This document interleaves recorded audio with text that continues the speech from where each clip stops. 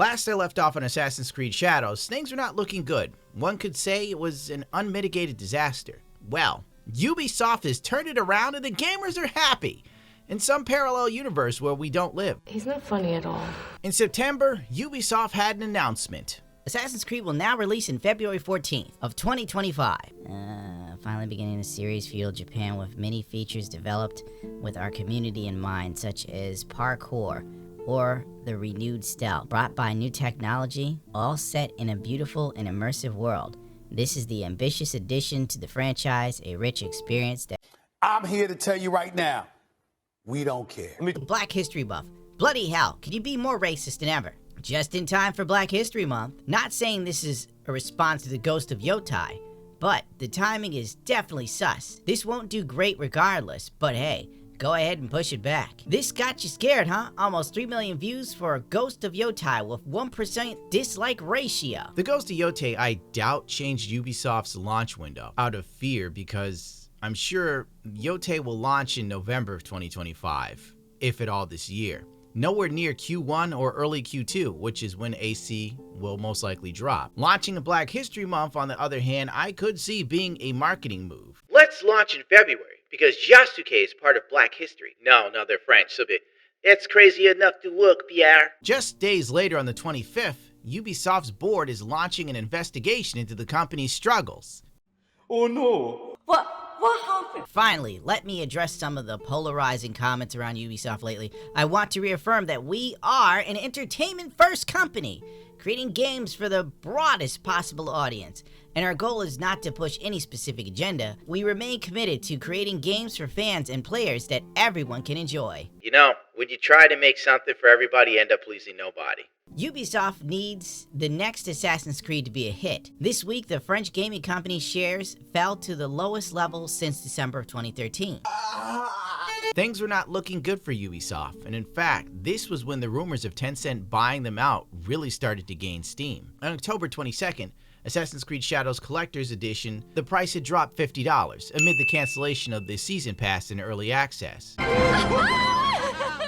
I'd buy that for $1. This is an unprecedented move by Assassin's Creed. An AC game without a Season Pass is like Puff Daddy without spiked baby oil. You have to think about it. It's the equivalent of Grand Theft Auto 6 not having an online mode. These are the staples that these companies have relied on to make massive amounts of money off an IP that's past its launch date prime. Things have to be worse than we are privy to for Ubisoft to make such a move. Assassin's Creed boss discusses devastating impact of Shadows, diversity and inclusion backlash. Our creative team faces lies, half-truths, and personal attacks. It was an event organized by BAFTA.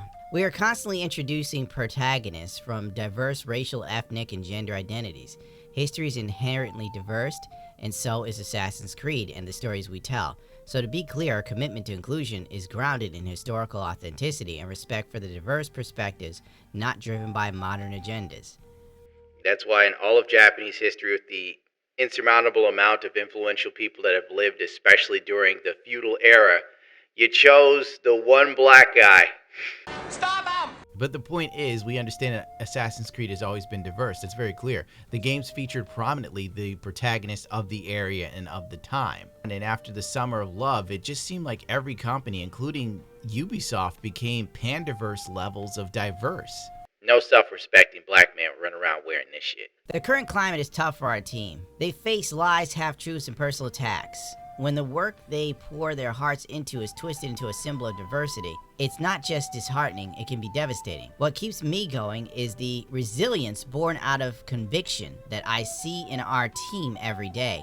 I am especially proud of the Shadows team for staying true to their creative vision and the core tenets of the Assassin's Creed.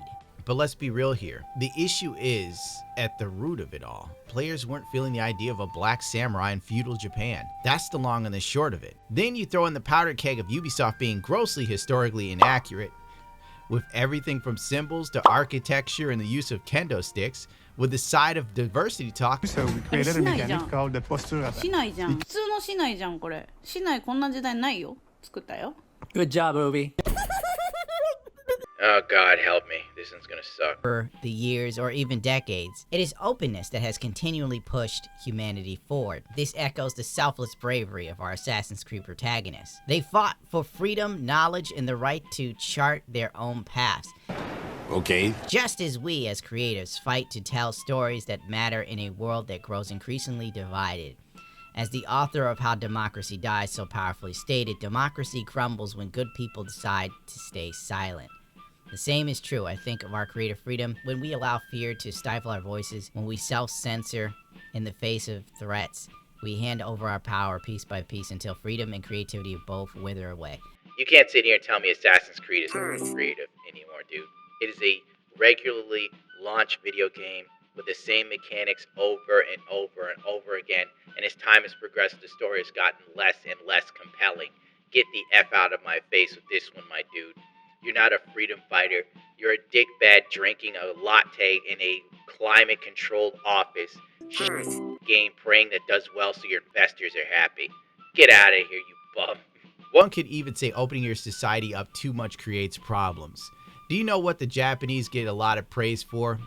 I'll tell you. How clean, beautiful, and safe their cities are. It's funny how you don't hear the same praise for New York City. I wonder why. Japan has piss-free subways, my dude. I've never been on public transit in New York that didn't have a funny smell. Ubisoft executive reveals an experience of Assassin's Creed Shadow dev team. Probably half the team is building a game for the first time. What a surprise! I am shocked. Shocked! Play the clip, Stu. Our teams, and I don't know if this is something that's your case as well, but the seniority has lowered globally, and probably half the team that's building an Assassin's Creed is building a game for the first time. So they don't know. So you have to explain to them that even though they're playing the game right now and they think it's the worst thing they've ever seen, it's going to be good.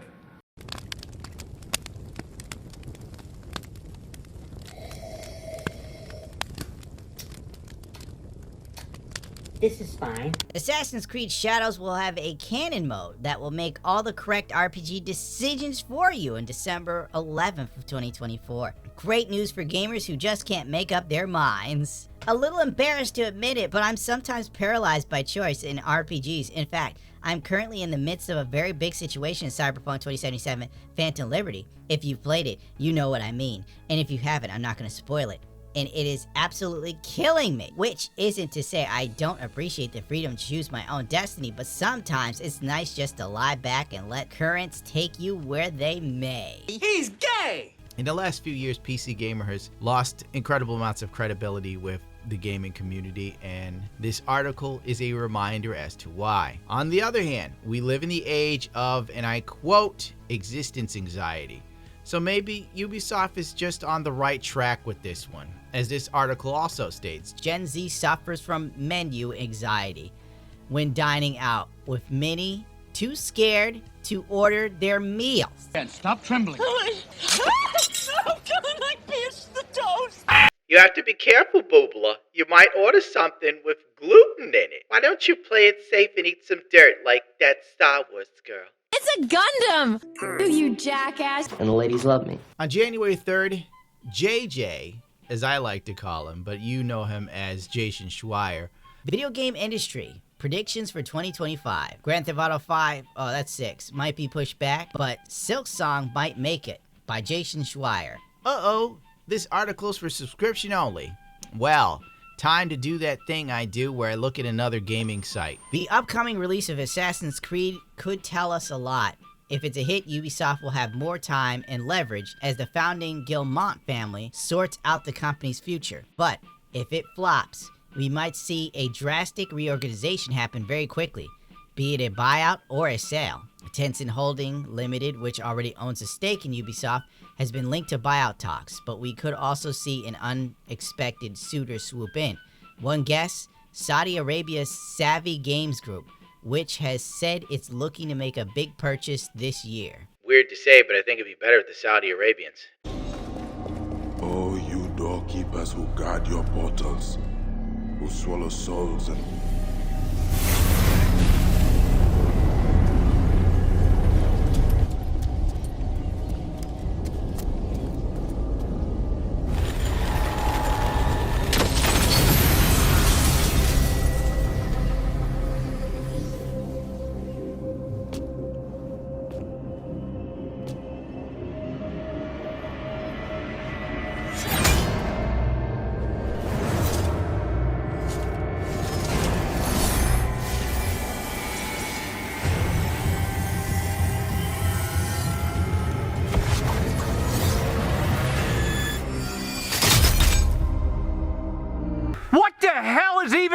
Daddy, chill.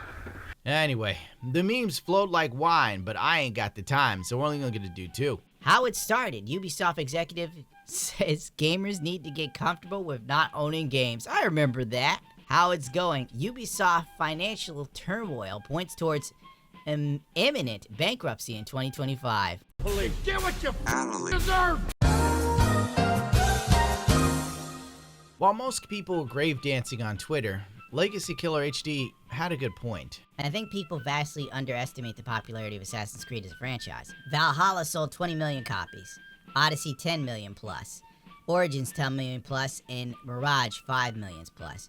And Mirage was supposed to be DLC for Valhalla, but Ubisoft looked at it and said, hey now, I think we can double dip the chip, and they sure as hell did. On January 9th, Assassin's Creed Shadows was delayed again, out of the blue. Dear players, we want to extend our heartfelt thanks to our incredible fans and dedicated team for your unwavering support since our announcement in September to further refine and polish Assassin's Creed Shadows. Since November, we've been thrilled to share our progress through gameplay, overviews, and the overwhelming excitement has truly inspired us. Each week has brought valuable feedback from our community. While we've already made remarkable strides, we believe a few additional weeks are needed to implement even more ambitious and engaging day one experience. What feedback is there other than the game's buggy? Fix it. You're not going to change anything. You're not going to add anything. It's probably they're actually attempting to put out a game that isn't broken on launch, which I can't say I remember any Assassin's Creed not being broken on launch since like Black Flag. Accordingly, the new release date is March 20th. We remain committed to delivering high quality immersion, blah, blah, blah. We know you're eager to learn more about Assassin's Creed Shadows. Actually, no, I don't want to hear anything about this game ever again.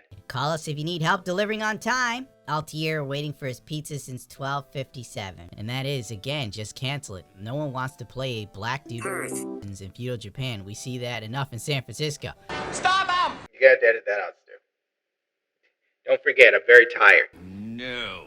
Exclusive, Assassin's Creed seemingly prepping for bankruptcy ahead of Assassin's Creed Shadow release as past failures spell almost certain doom on January 10th. The end might be near for Ubisoft. The year is barely started and it seems as though the former giant of gaming industry is showing more signs of decline as it seemingly prepares for bankruptcy ahead of the release of Assassin's Creed Shadows.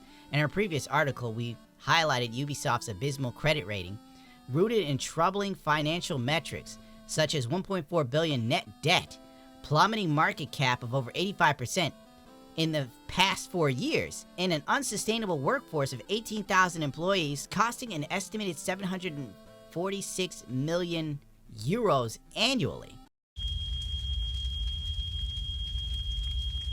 This is fine. I'm okay with the events that are unfolding currently. But these indicators painted a bleak picture of a company teetering on the edge of financial ruin. And maybe years of just putting out really, really mid games and focusing heavily on representation has created this problem that we have before us. To think that there was a time when Assassin's Creed was like the it game. People were quoting the characters. Nothing is true. Everything is permitted. That is rather cynical. It would be if it were doctrine, but it is merely an observation of the nature of reality. To say that nothing is true is to realize that the foundations of society are fragile, and that we must be the shepherds of our own civilization. To say that everything is permitted is to understand that we are the architects of our actions, and that we must live with their consequences, whether glorious or tragic. It was so massive. It was up there with Metal Gear, dude. And now you look at it and it's kind of like, it's got the same respect as Call of Duty. The only people who really, really look forward to it usually live in the hood or run a YouTube channel. He's out of line, but he's right. A few days ago, an indie developer informed me of some very interesting Ubisoft news. One of the people playing his game sent him the Ubisoft leak. Pre-purchase now to get thrown into the Dog's Bonus quest available at launch in the Claws of Awaji expansion, released later in 2025, fill the fear of being hunted and under threat on a mysterious island, reclaim a lost treasure while avoiding the traps and ambushes of deadly new foes.